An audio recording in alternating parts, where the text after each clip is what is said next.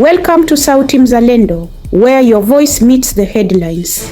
We begin with a jaw-dropping international bust that is left many asking, is the quick money ever worth the price? A Kenyan woman is now behind bars in a foreign land after being caught red-handed with cocaine worth a staggering 271 million Kenyan shillings.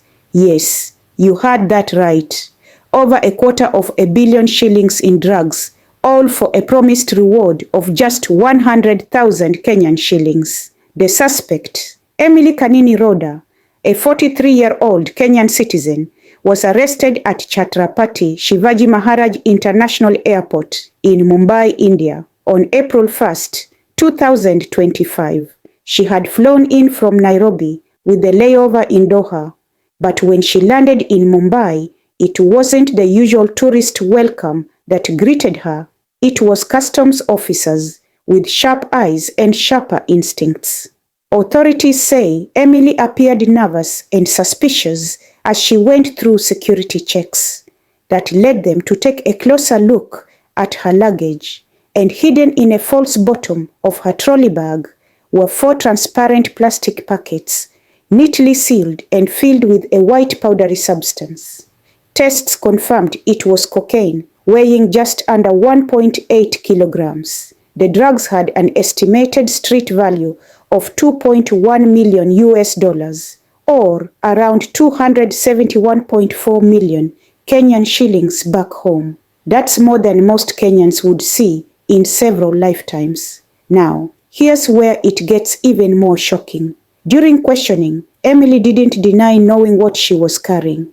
Instead, she told officers she was promised only 100,000 Kenyan shillings, about $775 to deliver the package. According to her statement, a woman named Millicent, believed to be based in Nairobi, arranged her flight, accommodations, and gave her the deadly cargo. Indian officials believe Emily may be just one pawn in a much larger, well-coordinated international drug trafficking ring. Investigations are now underway to trace her contacts and uncover the full network. And it's not an isolated case. Just recently, Margaret Nduta, another Kenyan woman, was sentenced to death in Vietnam for trafficking 2.3 kilograms of cocaine. The pattern is becoming frighteningly familiar. Women, often from humble backgrounds, being recruited with the promise of quick cash, only to be thrown into foreign prisons, or worse, face execution. Ksh.100K. That's what she risked everything for. Her freedom, her life, her family. 100,000 shillings in exchange for potentially 20 years or more in an Indian prison, or worse, a lifetime stain on her identity and country.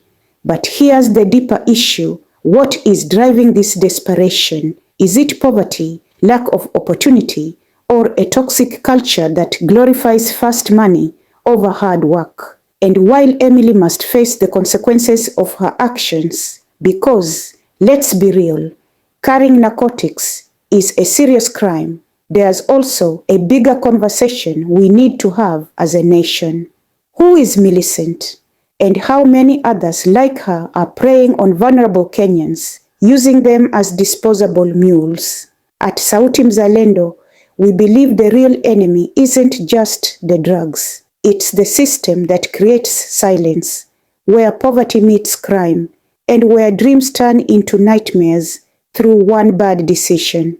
To every young Kenyan listening tonight, remember this: your life is worth more than any quick payout.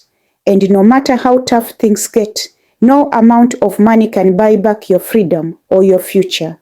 And that's your voice in the headlines. Stay wise, stay safe, and don't trade your life for someone else's fortune.